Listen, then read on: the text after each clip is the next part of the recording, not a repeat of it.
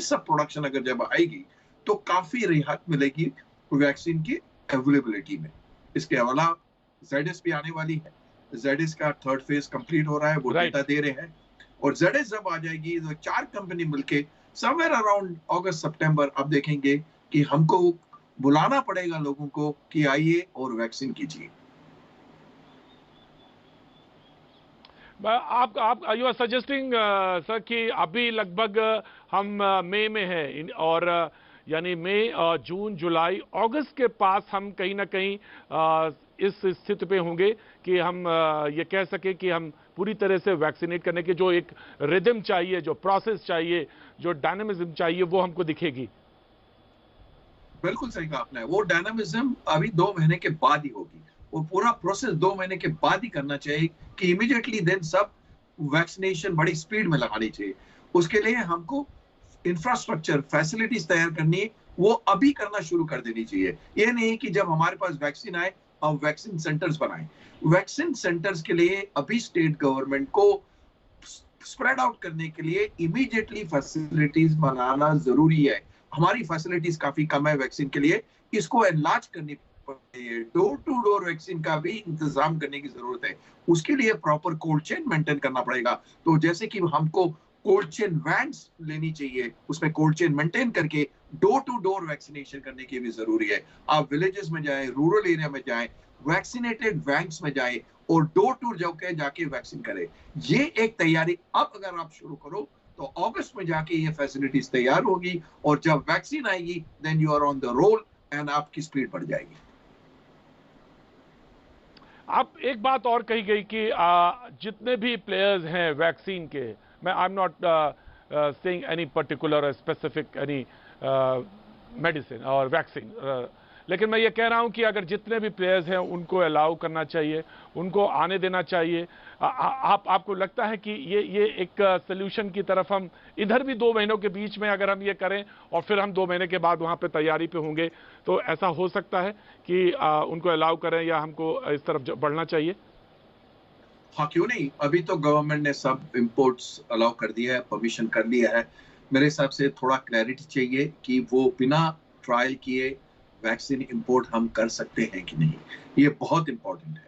अगर बिना ट्रायल किए इंडियन पेशेंट्स पे ये वैक्सीन इंडिया में आ जाएं, जैसे कि फाइजर की वैक्सीन हो, मॉडर्ना की वैक्सीन हो, जॉनसन की वैक्सीन हो, तो इमीडिएटली हम काफी वैक्सीनेट कर देंगे। और जॉनसन की वैक्सीन का एडवांटेज ये है कि वो सिंगल डोज है, सिर्फ एक ही डोज लेना पड़ेगा, सेकंड डोज लेने की जरूरत नहीं। सो कि प्राइवेट सेक्टर क्या कर सकता है कि इनके साथ डायरेक्टली डीलिंग करके वैक्सीन अपने जैसे कि बड़े बड़े इंफोसिस हो गया, अमानी ग्रुप हो गए, ये ग्रुप अपने अपने एम्प्लॉयज को वैक्सीनेशन करना शुरू कर दें। तो मेरे ख्याल से ये बहुत इंपॉर्टेंट है कि गवर्नमेंट रिलैक्स करे कि इनको ट्रायल करने के लिए इंडियन पेशेंट पे एग्जाम करें और साथ ही साथ में बोलें कि ट्रायल करें, ताकि अगर कोई वेरिएंट पकड़ा जाए तो उसको रीपर्पस करे अपने वैक्सीन को। पर अभी अगर बोले तो एक कॉलर 6 महीने के बाद आएंगे। हाँ जी, राइट राइट। मैं आपके पास आ रहा हूं केवल हाना साहब, लेकिन एक कॉलर है हमारे साथ, उनका एक सवाल है जी, मुंबई से। जी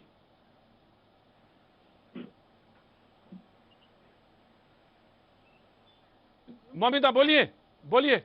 जी ममिता, हाँ, बोलिए। जी hello. My mom is a 4th stage cancer patient and covid positive भी है वो पिछले 5 दिन से। उनको बहुत ज्यादा कमजोरी है और उनका ऑक्सीजन लेवल भी 96 है और उनको वन साइड में ना हेड में बहुत पेन हो रही है। बेड से वो उठ नहीं पाती है and she is unable to eat anything. तो उनको सिर्फ मेडिसिन और जूस इसी तरह से हम जबरदस्ती पिला रहे हैं, दे रहे हैं जूस। और लिप्स में भी उनके बहुत कैंसर का कौन सा स्टेज बोला है आपने? उनको ब्रेस्ट कैंसर, उनको 4th स्टेज है। Breast cancer 4th stage. ओह अच्छा। और उनको कोविड पॉजिटिव भी है वो। हाँ जी, 4th स्टेज है और वीकनेस है। हाँ, और उनकी हालत डॉक्टर अजय गोगिया, डॉक्टर अजय, हालत खराब है जी। डॉक्टर अजय गोगिया, क्या करना चाहिए? ऐसे पेशेंट हैं और हॉस्पिटल में बेड नहीं अवेलेबल। क्योंकि उनका डे 6 है और इस टाइम ये डेज बड़े इंपॉर्टेंट होते हैं कोविड में और स्पेशली कैंसर पेशेंट में। तो 6 डेज के ऑनवर्ड्स आपकी ऑक्सीजन सैचुरेशन धीरे धीरे अगर कंट्रोल नहीं है तो वो ड्रॉप होने होती है। इस टाइम ये है पेशेंट को इमीडिएटली एडमिट कराइए नियर बाय हॉस्पिटल। अगर एडमिट नहीं भी हो पा रहा है तो घर में ऑक्सीजन या सपोर्टिव केयर का अरेंजमेंट करिए, क्योंकि 3-4 दिन बड़े क्रूशियल हैं इस कंडीशन में। जो कैंसर रिलेटेड ट्रीटमेंट है वो अभी नहीं चलेगा 14-15 दिन, तो उसके लिए आप चिंता छोड़ दीजिए। बट इस टाइम क्योंकि डे 6 हो चुका है, इस टाइम लंग इन्वॉल्वमेंट के चांसेस ज्यादा रहते हैं। तो सबसे पहले चेस्ट का सीटी स्कैन कराइए, HRCT, और ऑक्सीजन मेंटेन रखिए और नियर बाय हॉस्पिटल में एडमिट कराइए फॉर 3 और 4 डेज। ये अपने आप रिकवर कर जाएगा 4-5 दिन में। जी, थैंक यू डॉक्टर साहब। आगे बातचीत के सिलसिले को बढ़ाते हैं, लेकिन एक सवाल जो बार बार लगातार आ रहा है और वो ये आ रहा है कि WHO ने एक कंसर्न लिस्ट में भारत को भी डाला है और उन्होंने कहा ब्रिटेन, ब्राजील, साउथ अफ्रीका के बाद जो वेरिएंट्स हैं उसके आधार पर उन्होंने कहा कि ये भी एक कंसर्न स्टेट है और इंडिया को भी वहां पे रखा है। डॉक्टर गोगिया, मैं आपसे ये जानना चाहता हूं, सवाल ये है कि अगर स्टेट ये है, हालत ये है और वैक्सीन को लेकर आपने अभी बातचीत सुनी, कैसे कैसे इन सारी चीज़ों से निपटा जाए, कहाँ पे हॉस्पिटल्स की हालत मालूम है, लेकिन एक खास बात और अच्छी बात हुई है कि थोड़ा सा राहत दिख रही है, लेकिन हमको अभी ये मालूम नहीं है कि थर्ड वेव के लिए कितनी तैयारी कहाँ और कैसे करनी है। डॉक्टर अजय गोगिया।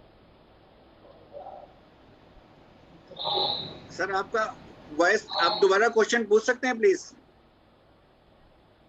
हाँ डॉक्टर साहब ये कि थर्ड वेव की तैयारी हमको करनी है और सवाल ये है कि हमको कंसर्न लिस्ट में WHO ने रखा जो वेरिएंट्स को लेकर, डिफरेंट वेरिएंट 3,000 वेरिएंट्स बताए जा रहे हैं कि देश में हैं हुए और 13 लाख के आसपास, 13,000 के आसपास हैं पूरे दुनिया में। अब सवाल ये है कि तीसरी वेव की तैयारी के लिए हमें क्या, कैसे, कितनी तैयारी करनी है और सेकेंड वेव से हम जूझ रहे हैं, तो ऐसी स्थिति में हम कहाँ खड़े हैं, हमको कैसे एनालिसिस और कहाँ पे हमको अपने को प्रिपेयर करना चाहिए। डॉक्टर अजय गोगिया। तो सबसे इम्पोर्टेंट थर्ड वेव तो अभी सबका एक्सपेक्टेशन है डेफिनेटली आएगा ही। हमें 3 चीजें सबसे इम्पोर्टेंट करनी है। सबको वैक्सीनेट करना है, डेफिनेटली यस। सेकंड, जो दूसरा डुअल जो कॉकटेल एंटीबॉडीज का जो प्रावधान है उसको जल्दी से जल्दी लॉन्च करना है इंडिया में, ताकि हम जो